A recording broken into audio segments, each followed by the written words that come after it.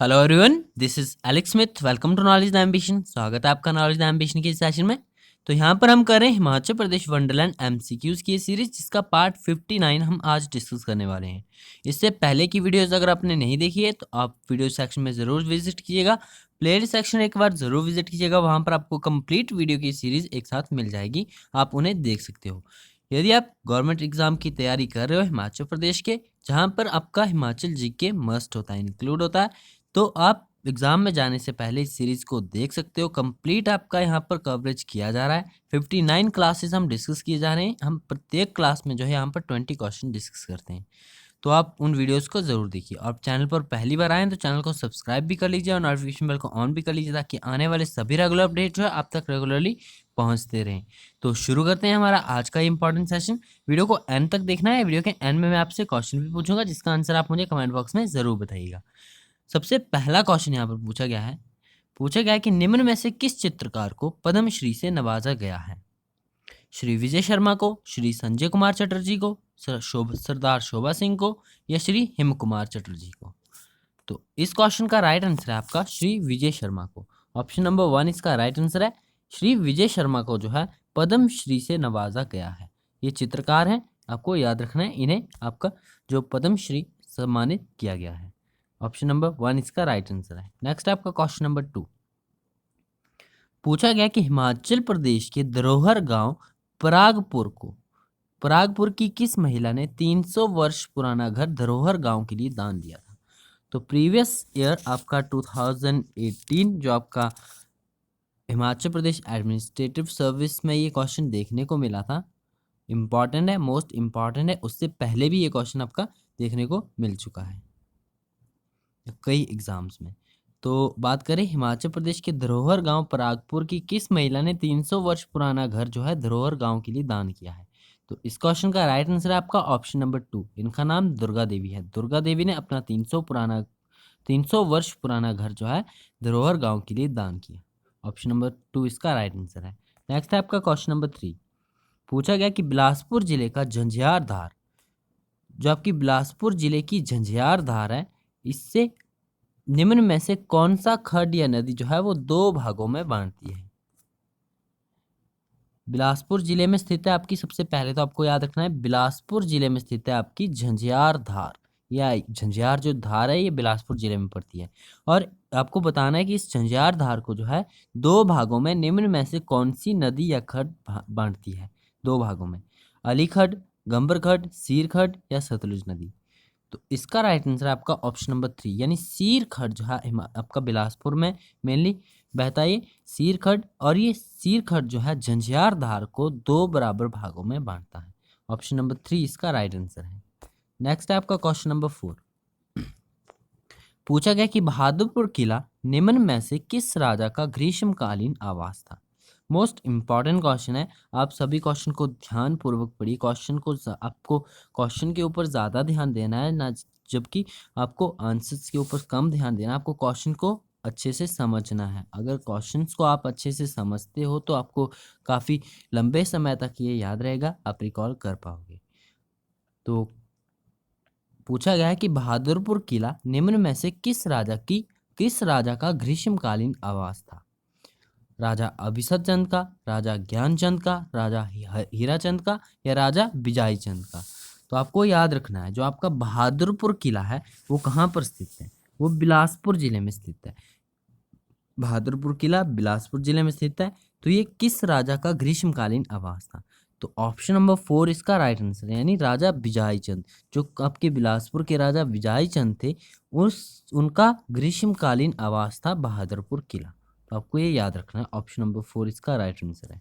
Next आपका question number 5 पूछा गया कि भाखड़ा बांध की आधारशिला 1955 में निम्न में से किसने रखी थी? पंडित जवाहरलाल नेहरू ने, डॉक्टर राजेंद्र प्रसाद ने, डॉक्टर वाई.एस. परमार ने, या इनमें से कोई नहीं? तो इसका राइट आंसर है आपका ऑप्शन नंबर 1, यानी पंडित जवाहरलाल नेहरू। पंडित जवाहरलाल नेहरू ने भाखड़ा बांध की आधारशिला रखी थी 1955 में। अब भाखड़ा बांध को हम कई बार प्रीवियस वीडियोस में डिस्कस कर चुके हैं। आपको पता होना चाहिए भाखड़ा बांध का निर्माण कब पूरा हुआ था। तो यहाँ पर मैं आपको बताता हूँ। तो बात करें भाखड़ा बांध की, तो भाखड़ा बांध आपको पता होना चाहिए, इसका निर्माण जो है आपका कब पूरा हुआ था, 1963 में ये बनकर पूरा हुआ था। याद रखना है 1955 में इसकी आधारशिला रखी गई थी पंडित जवाहरलाल नेहरू के द्वारा, और 1963 में ये बनकर तैयार हुआ था 1963 में। First thing and second thing, इसके बारे में आपको और क्या याद रखनी है, जो आपका भाखड़ा बांध है, इस पर जो आपकी झील बनी है उसको क्या आपका नाम दिया गया है, गोविंद सागर झील। जो हिमाचल प्रदेश की सबसे बड़ी कृत्रिम झील है गोविंद सागर झील, वो भाखड़ा बांध पर निर्मित है। तो आपको ये भी याद रखना है। और साथ ही में भाखड़ा बांध से रिलेटेड हमने जितने भी प्रीवियस वीडियो में क्वेश्चन डिस्कस किए थे वो मैं आपको यहाँ पर बता देता हूँ। जैसे कि हमने पिछली वीडियो में देखा था भाखड़ा बांध की ऊंचाई, भाखड़ा बांध जो है आपका 226 मीटर ऊंचा है। आपको याद रखना है 226 मीटर जो है ऊंचाई पर ऊंचा ही बांध है। और साथ ही में 1963 में बनकर तैयार हुआ था। इस झील की लंबाई, जो आपकी गोविंद सागर झील बनी है इस भाखड़ा बांध के ऊपर, इस झील की लंबाई भी एग्जाम में पूछी जाती है, तो वो 88 किलोमीटर है इसकी लंबाई, वो भी आपको याद रखना है। तो आपको ये सभी डिटेल्स इसके बारे में याद रखनी है। और साथ ही में एक और इम्पॉर्टेंट याद रखिए, जो आपका इस झील का क्षेत्रफल है, यानी हिमाचल प्रदेश की सबसे बड़ी कृत्रिम झील गोविंद सागर झील का क्षेत्रफल कितना है, तो क्षेत्रफल आपका 169 वर्ग किलोमीटर है। तो आपको ये सभी डिटेल्स इसके बारे में याद रखनी है। नेक्स्ट है आपका क्वेश्चन नंबर 6। पूछा गया कि बिलासपुर जिला टैंक के लिए प्रसिद्ध है, इसे स्थानीय भाषा में क्या कहा जाता है। अब यहाँ पर आपका क्वेश्चन है कि बिलासपुर जिला जो है टैंक के लिए प्रसिद्ध है, तो टैंक को स्थानीय भाषा में क्या कहा जाता है, घाट, टोबा, जमथल या इनमें से कोई नहीं। तो इसका राइट आंसर आपका ऑप्शन नंबर 2। आपने हिस्ट्री को अगर ध्यान से पढ़ा होगा तो आपको वहाँ पर देखने को मिलेगा कि बिलासपुर जिले में जो है आपके कई सारे टैंक हैं, टैंकों के लिए प्रसिद्ध है, जैसे कि आपका संघवाना टैंक, जगतखाना टैंक, स्वर्घाट टैंक। तो ये सभी टैंक जो है आपके बिलासपुर डिस्ट्रिक्ट में पड़ते हैं। तो ये टैंक, इन टैंकों को जो है स्थानीय, वहाँ की स्थानीय भाषा में क्या कहा जाता है, तो इन्हें कहा जाता है टोबा। ऑप्शन नंबर 2 इसका राइट आंसर है।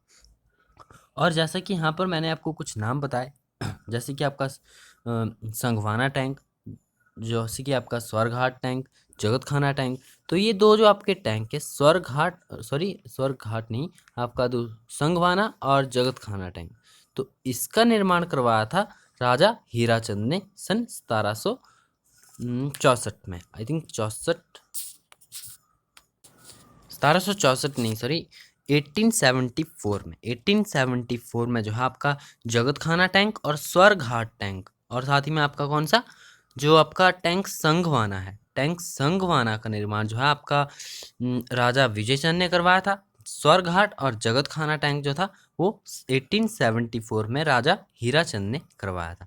तो आपको याद रखना है। क्वेश्चन हमारा यहाँ पर है कि बिलासपुर जिला टैंक के लिए प्रसिद्ध है, इसे स्थानीय भाषा में क्या कहा जाता है, तो वो कहा जाता है टोबा। तो टोबा स्थानीय भाषा में कहा जाता है। साथ ही में और डिटेल हमने डिस्कस करी, तो वो भी आपको याद रखनी है। जगतखाना और स्वर्घाट टैंक जो है 1874 ईस्वी में राजा हीराचंद ने बनवाए थे, और टैंक संघवाना जो था वो, इसका निर्माण जो है राजा विजयचंद ने करवाया था। तो आपको ये सभी डिटेल्स इसके बारे में याद रखनी है। नेक्स्ट हम बात करते हैं क्वेश्चन नंबर 7 की।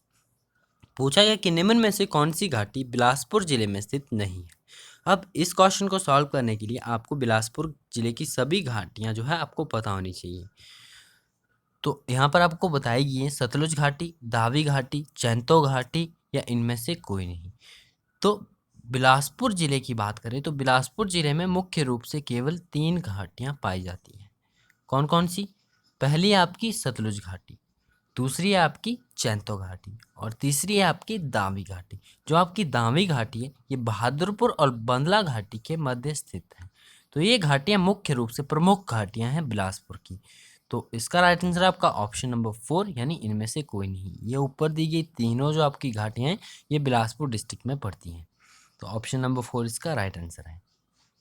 नेक्स्ट आपका क्वेश्चन नंबर 8।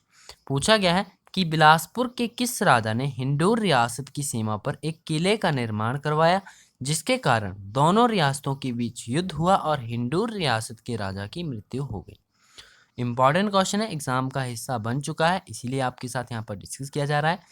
बिलासपुर के किस राजा ने, आपको बताना है बिलासपुर के उस राजा का नाम जिसने कि हिंडूर की सीमा पर एक किले का निर्माण करवाया था, जिसके कारण दोनों रियासतों यानी बिलासपुर रियासत और हिंडूर रियासत के राजाओं के बीच युद्ध हो गया था और हिंडूर रियासत के राजा की मृत्यु हो गई। तो आपको बिलासपुर के राजा का नाम बताना है, देवीचंद, अजमेर चंद, भीमचंद या कल्याण चंद। तो इसका राइट आंसर आपका ऑप्शन नंबर 4 यानी कल्याण चंद। कल्याण चंद आपका इसका टाइम पीरियड आपको ध्यान में होगा, 1630 ईस्वी का इसका टाइम पीरियड है बिलासपुर का। और कल्याण चंद ने जो है हिंदू रियासत की सीमा पर एक किले का निर्माण करवाया था, जिसके कारण दोनों रियासतों के बीच युद्ध हुआ, जिसमें हिंदूर के राजा की मृत्यु हो गई थी। तो आपको ये याद रखना है। नेक्स्ट आपका क्वेश्चन नंबर 9 पूछा गया कि किस राजा ने राजा को जयदेवा, राणा को राम राम और मियाँ को जय जैसे अभिवादन प्रथा जो है शुरू करवाई थी। यहाँ पर आपका प्रथा होगा, आपको याद रखना है कि किस राजा ने राजा को जयदेवा, राणा को राम राम और मियाँ को जय जैसे अभिवादन प्रथा शुरू करवाई थी। दीपचंद ने, संसार चंद ने, चतर सिंह ने या पृथ्वी सिंह ने। तो इसका राइट आंसर है आपका ऑप्शन नंबर 1 यानी दीपचंद। दीपचंद जो था आपका बिलासपुर का राजा था। 1650 से लेकर 1667 यानी 1667 ईस्वी तक जो है दीपचंद का शासन रहा था। और इसी ने, दीपचंद ने जो है राजा को जयदेवा, राणा को राम राम, मियाँ को जय जैसे अभिवादन प्रथा जो है शुरू करवाई थी। तो आपको याद रखना है। नेक्स्ट है आपका, और इससे रिलेटेड आपको एक और फैक्ट याद रखना है कि जो बिलासपुर शहर की स्थापना, जो आपका बिलासपुर शहर था मेनली, उसकी स्थापना आपकी बीरचंद के द्वारा ही की गई थी 1654 ईस्वी में। तो ये भी आपको याद रखना है। नेक्स्ट हम बात करते हैं क्वेश्चन नंबर 10 की। पूछा गया कि 1663 ईस्वी में एनसीसी की इकाई किस जिले में स्थापित की गई? मंडी में, बिलासपुर में, कांगड़ा में या हमीरपुर में? तो इस क्वेश्चन को हम कई बार पहले भी अदर फॉर्म में या फिर आपके एक्स्ट्रा फैक्ट्स में डिस्कस कर चुके हैं। अगर आपने वीडियोस को ध्यान से देखा होगा तो इसका आंसर आपको पता होगा। 1663 ईस्वी में एनसीसी की इकाई किस जिले में स्थापित की गई थी? मंडी में, बिलासपुर में, कांगड़ा में या हमीरपुर में? तो इसका राइट आंसर आपका ऑप्शन नंबर 2 यानी बिलासपुर में। 1663 में हमने पहले भी पढ़ चुके हैं हम कि 1663 ईस्वी में जो है एनसीसी की इकाई बिलासपुर में स्थापित की गई थी। ऑप्शन नंबर 2 इसका राइट आंसर है। नेक्स्ट है आपका क्वेश्चन नंबर 11। पूछा गया है कि गम नामक स्थान पर मिले अषाद यानी आस्था नामक सामंती राजा के शिलालेख में किस राजा का वर्णन मिलता है? अब सबसे पहले तो यहाँ पर आपको क्वेश्चन से डिटेल याद रखनी है कि गम नामक स्थान पर जो है अषाद यानी आस्था नामक सामंती राजा के शिलालेख पाए गए। और आपको बताना है कि उन शिलालेख में जो है किस राजा का वर्णन मिलता है निम्नलिखित में से? संसार चंद, साहिल वर्मन, मेरू वर्मन या भीमसेन? तो इसका राइट आंसर है आपका ऑप्शन नंबर 3 यानी मेरू वर्मन। याद रखना है आपको, मेरू वर्मन जो था वो चंबा का राजा था। चंबा का राजा था मेरू वर्मन। और गम नामक स्थान पर मिले अषाद या आस्था सामंती राजा के शिलालेख में जो है मेरू वर्मन का वर्णन मिलता है। तो मेरू वर्मन से रिलेटेड आपको कुछ फैक्ट्स यहाँ पर याद होने चाहिए। मेरू वर्मन जो था वो भरमौर का सबसे शक्तिशाली राजा था। मेरू वर्मन ने वर्तमान चंबा शहर तक अपने राज्य का विस्तार किया था। उसने कुल्लू के राजा दत्तेश्वर पाल को भी हराया था। मेरू वर्मन ने भरमौर में मणिमहेश मंदिर, लक्षणा देवी मंदिर, गणेश मंदिर, नरसिंह मंदिर और छतराड़ी में शक्ति देवी मंदिर का निर्माण करवाया था। ये प्रमुख रूप से मंदिर है जिसका निर्माण मेरू वर्मन के द्वारा किया गया था चंबा में। और आपका गुग्गा शिल्पी का आपने नाम सुना होगा। गुग्गा शिल्पी जो था वो मेरू वर्मन का प्रसिद्ध शिल्पी था। गम नामक स्थान पर मिले अषाद यानी आपका आस्था नामक के सामंती राजा के शिलालेख में मेरू वर्मन का वर्णन जो है वो मिलता है। आपको ये सभी डिटेल्स इसके बारे में याद रखनी है, मोस्ट इंपॉर्टेंट है, इसलिए आपको याद रखनी है। नेक्स्ट है आपका क्वेश्चन नंबर 12। पूछा गया कि सलारी पत्थर लेख कुल्लू के किस शासक के बारे में जानकारी मिलती है? शरारू पत्थर लेख से कुल्लू के किस शासक के बारे में जानकारी मिलती है? अकबर। क्वेश्चन आपका गलत पढ़ रहा हूँ मैं यहाँ पर। आपका क्वेश्चन इस प्रकार से होगा, सलारी पत्थर लेख कुल्लू से, जो आपका सलारी पत्थर लेख है वो कुल्लू में है और यहाँ से किस शासक के बारे में जानकारी मिलती है? अकबर, जहांगीर, समुद्रगुप्त या चंद्रगुप्त? तो इसका राइट आंसर है आपका ऑप्शन नंबर 4 यानी चंद्रगुप्त। सलारी पत्थर लेख जो कि आपका कुल्लू में पाया गया है उसमें चंद्रगुप्त, जो आपके गुप्त शासन काल के शासक चंद्रगुप्त का की जो है जानकारी मिलती है। ऑप्शन नंबर 4 इसका राइट आंसर है। नेक्स्ट आपका क्वेश्चन नंबर 13 पूछा गया कि निम्न में से कौन सा स्थान कुल्लू जिले में स्थित नहीं है? गुलेर, हिडिंबा देवी, मणिकर्ण या निर्मिंड। तो यहाँ पर आपको ऑप्शंस पता होगा। हिडिंबा देवी का मंदिर आपका कुल्लू में पाया जाता है, और साथ ही में जो आपका मणिकर्ण है, मणिकर्ण जो आपका हॉट वाटर स्प्रिंग है, ये भी आपका कुल्लू में पाया जाता है, और साथ ही में निर्मंड निर्मंड का एरिया भी आपका कुल्लू में पाया जाता है। तो यहाँ पर आपका ऑप्शन नंबर 1 राइट आंसर है। गुलेर जो आपका कुल्लू जिले में स्थित नहीं है। नेक्स्ट आपका क्वेश्चन नंबर 14 पूछा गया कि हिमाचल प्रदेश के किस शासक ने पहली बार अधिकतर पहाड़ी रियासतों को स्वतंत्र राज्यों के रूप में संगठित किया? सुशर्मचंद ने, जगत सिंह ने, संसार चंद ने या इनमें से कोई नहीं। तो इसका राइट आंसर आपका ऑप्शन नंबर 3 संसार चंद। हिमाचल प्रदेश की हिस्ट्री में सबसे अधिक नाम जो देखा जाता है वो संसार चंद का ही देखा जाता है। तो बात करें हिमाचल प्रदेश के शासक संसार चंद ने पहली बार अधिकतर पहाड़ी रियासतों को स्वतंत्र राज्यों के रूप में संगठित किया था।